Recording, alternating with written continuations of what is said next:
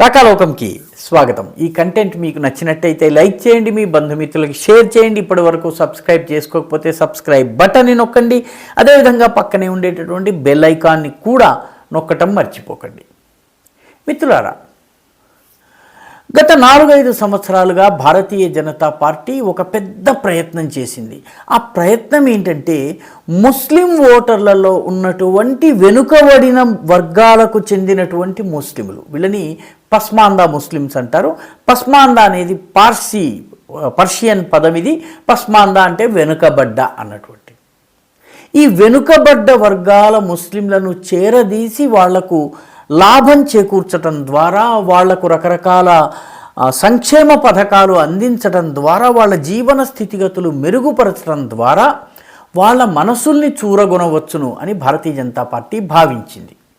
ఎందుకంటే ముస్లింల పేరిట జరుగుతున్నటువంటి రాజకీయం ఏదైతే ఉందో ఇది ఒక 10% ధనిక పట్టణాల్లో నివసించేటటువంటి విదేశీ మూలానికి చెందినటువంటి వర్గము, వాళ్ళని అష్రాఫ్లు అంటారు.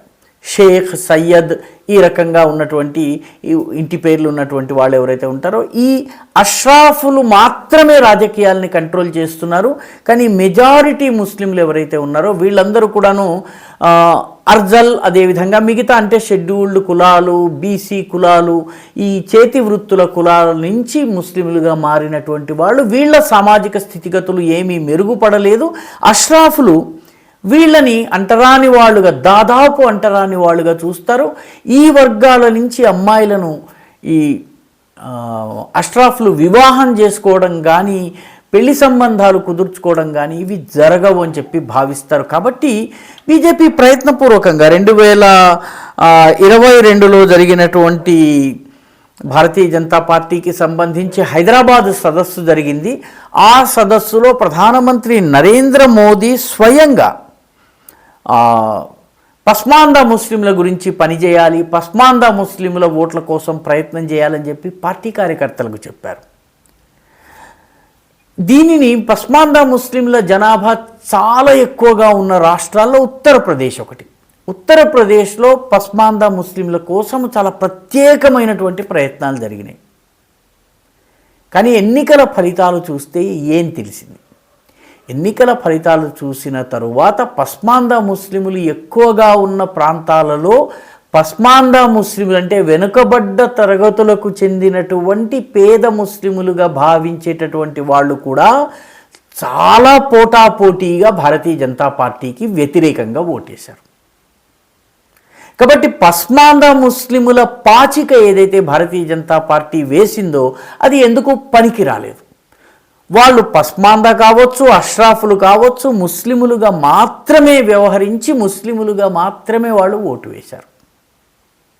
అంతేకాదు ముస్లిం మహిళలకు ట్రిపుల్ తలాక్ పేరిట, రకరకాల పేరిట ఏదో బెనిఫిట్ చేశామని చెప్పి బీజేపీ ఏదైతే భావించిందో అది పూర్తిగా ముస్లిం మహిళలు కూడా పోటాపోటీగా బీజేపీకి వ్యతిరేకంగా ఓటు వేశారు. మన హైదరాబాద్ లోక్సభ స్థానంలో కూడాను మాధవీలత నాకు ముస్లిం మహిళలు పెద్ద ఎత్తున ఓటేస్తారని చెప్పారు. కానీ ఫైనల్గా ఓట్లను లెక్క పెట్టినప్పుడు చూస్తే అంతకు ముందున్నటువంటి బీజేపీ అభ్యర్థి భగవంతరావుకు వచ్చిన ఓట్ల కన్నా కేవలం కొన్ని వేల ఓట్లు మాత్రమే ఎక్కువగా వచ్చాయి. దీని అర్థం ఏంటంటే ఈ పస్మాందాల పేరిట కానీ, లేకపోతే ముస్లిం మహిళల పేరిట కానీ బీజేపీ ఏదైతే ప్రయత్నం చేసిందో అది పూర్తిగా విఫలమైందని మనకి చాలా స్పష్టంగా అర్థమవుతుంది. నిజానికి నరేంద్ర మోదీ చెప్పిన తరువాత బీజేపీ ఉత్తరప్రదేశ్లో చాలా పెద్ద ఎత్తున కౌమీ చౌపాల్స్ అనేటటువంటి కార్యక్రమం జరిపింది. చౌపాల్ అంటే రచ్చబండ, కౌమ్ అంటే జాతి, జాతికి సంబంధించిన రచ్చబండ అనే పేరుతో పస్మాందా ముస్లింలు వీళ్ళని టార్గెట్ చేసి కొన్ని వేల కార్యక్రమాలని నిర్వహించింది. వీళ్లకు 20 లక్షల ఇళ్ళు కేవలం ఉత్తరప్రదేశ్లో నిర్మాణం చేశారు. ఈ విషయాన్ని ముస్లింలు కూడా అంగీకరిస్తున్నారు. అదేవిధంగా వీళ్ళకు సంబంధించినటువంటి 2,61,00,000 రేషన్ కార్డులు ప్రత్యేకంగా పస్మాందా ముస్లింలకి ఇవ్వడం జరిగింది. భారతీయ జనతా పార్టీ ఉత్తరప్రదేశ్లోనైతే దనీష్ ఆజాద్ అన్సారీ అనేటటువంటి ఒక పస్మాందా ముస్లింకి, వెనుకబడ్డ వర్గాలకు చెందిన ముస్లింకి అతన్ని ఎమ్మెల్సీ పదవి ఇచ్చింది. ఎమ్మెల్సీ పదవితో పాటు అతన్ని మంత్రిగా కూడా చేసింది, మైనారిటీ వ్యవహారాల మంత్రిగా అతన్ని అపాయింట్ చేసింది. అదేవిధంగా అలీగఢ్ ముస్లిం యూనివర్సిటీ మాజీ వైస్ ఛాన్సలర్ పస్మాందా వర్గానికి చెందినటువంటి తారిఖ్ మంజూర్ని కూడాను, ఆయనను కూడా ఎమ్మెల్సీ చేసింది. యోగి రాజ్యంలో ఇద్దరు పస్మాందా ముస్లింలను ఎమ్మెల్సీ కూడా చేయటం జరిగింది. చాలామంది చెప్తుంటారు బీజేపీ ముస్లింలకి ఇవ్వదు, యోగి రాజ్యంలో అసలు ముస్లింలను పట్టించుకోరు. ఇద్దరు ముస్లింలకు ఎమ్మెల్సీ పదవి కూడా ఇచ్చారు. కానీ ఇవన్నీ చేయటమే కాకుండా ఒక 300 పంచాయతీ లెవెల్ పోస్టుల్లో ముస్లింలకు ఇవ్వడము, వాళ్ళ అత్యధికులు నెగ్గడం కూడా జరిగింది. 2022లో ఉత్తరప్రదేశ్ అసెంబ్లీకి జరిగిన ఎన్నికల్లో మొత్తం ముస్లింలలో ఒక 8% మంది బీజేపీకి ఓటేశారు, 8%. దీనివల్ల ఈ పస్మాందా ముస్లింలు మన వైపు వస్తారని బీజేపీ భావించింది.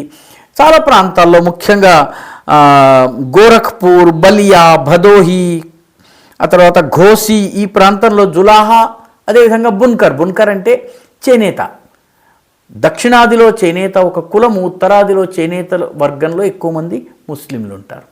సో వీళ్ళందరూ కూడా ఉన్నటువంటి ఈ అన్ని నియోజకవర్గాల్లో లోక్సభ ఎన్నికల్లో బీజేపీ ఓడిపోయింది. వీటిలో ఘోసి చాలా ప్రత్యేకమైంది. ఘోసి నియోజకవర్గంలో పస్మాందా ముస్లిములు అత్యధిక సంఖ్యలో ఉన్నారు. అక్కడ ఓంప్రకాష్ రాజ్భర్ అనేటటువంటి బీజేపీ మిత్రపక్షపు నాయకుడు తన కుమారుడిని పోటీకి నిలబెట్టాడు. అక్కడ తన కుమారుడి విజయానికి పనిచేయమని చెప్పి ఇందాక మనం చెప్పుకున్నటువంటి దానీష్ అలీ అన్సారీని అడిగితే, దానీష్ అలీ అన్సారీ ఘోసి నియోజకవర్గంలోనే ఉండి పనిచేశారు. అక్కడ కూడా ఆయన ఓడిపోయారు. అంటే ఓంప్రకాష్ రాజ్భర్ కుమారుడు ఓడిపోయారు. కాబట్టి ఓవరాల్గా చూసినట్టయితే ఈ పస్మాందాలను చేరదీయాలని, వాళ్ళకు జెన్యుయిన్గా అంటే వాస్తవంగా వాళ్ళకు మేలు చేయాలని చెప్పి 2,61,00,000 రేషన్ కార్డులు ఇవ్వడమే కాకుండా వాళ్ళకి 20 లక్షల ఇళ్ళు ఇచ్చిన తరువాత కూడా ఈ ముస్లింలు బీజేపీకి ఓటు వేయలేదు. పస్మాందా ముస్లింలు బీజేపీకి ఓటు వేయలేదు. ఈసారి బీజేపీకి ముస్లింల ఓటింగ్ శాతం ఉత్తరప్రదేశ్లో అయితే మరీ తక్కువగా జరిగింది.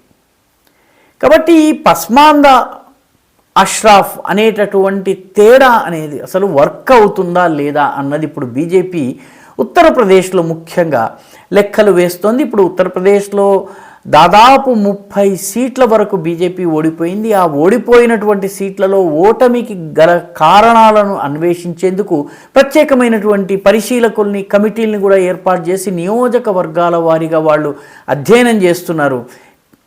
అయితే దానిలో లేకపోయినప్పటికీ పస్మాందా ఓటర్లు బీజేపీకి వేయలేదన్నటువంటి విషయము చాలా స్పష్టమవుతోంది. భారతీయ జనతా పార్టీ కూడాను ఈ వర్గాల విషయంలో ఏదైతే ప్రయత్నం చేస్తుందో అది ఇంకా భవిష్యత్తులో చేస్తుందా లేదా అన్నటువంటి విషయంలో కూడా ప్రశ్న చిహ్నం పడుతోంది. ఓవరాల్గా పార్టీకి ముస్లిం ఓటర్లు పేదరికము లేక ధనిక అన్నదాంతో సంబంధం లేకుండా కేవలము మత కారణాల వల్ల మాత్రమే ఓటేశారు. ఆర్థికపరమైనటువంటి అంశాలు, వెనుకబాటుతనము, ప్రభుత్వం అందించినటువంటి సంక్షేమము ఇవేవీ పనిచేయలేదు ఉత్తరప్రదేశ్లో అన్నటువంటి విషయము స్పష్టమైపోయింది. భారతీయ జనతా పార్టీ నెక్స్ట్ మళ్ళీ 2027లో జరిగే అసెంబ్లీ ఎన్నికల సమయానికి ఈ విషయంలో ఏం చేస్తుందన్నది చాలా ఆసక్తికరమైనటువంటి ప్రశ్న. భారతీయ జనతా పార్టీ యొక్క స్ట్రాటజీ ఏ రకంగా ఉంటుంది, ఈ వర్గాల విషయంలో పోయినటువంటి ఆ 8% ఓట్ల కోసము ఏం చేస్తుంది, లేకపోతే వీటిని పక్కన పెట్టి ఏ రకంగా ఓట్లను సంపాదించుకోవాలన్నటువంటి వ్యూహం రచిస్తుందా అన్నది చూడాల్సింది. ఈ వీడియో మీకు నచ్చినట్టయితే లైక్ చేయండి, షేర్ చేయండి, ఈ ఛానల్కు సబ్స్క్రైబ్ చేయండి. మీ అభిప్రాయాన్ని కమెంట్ల రూపంలో తప్పనిసరిగా పంపించండి.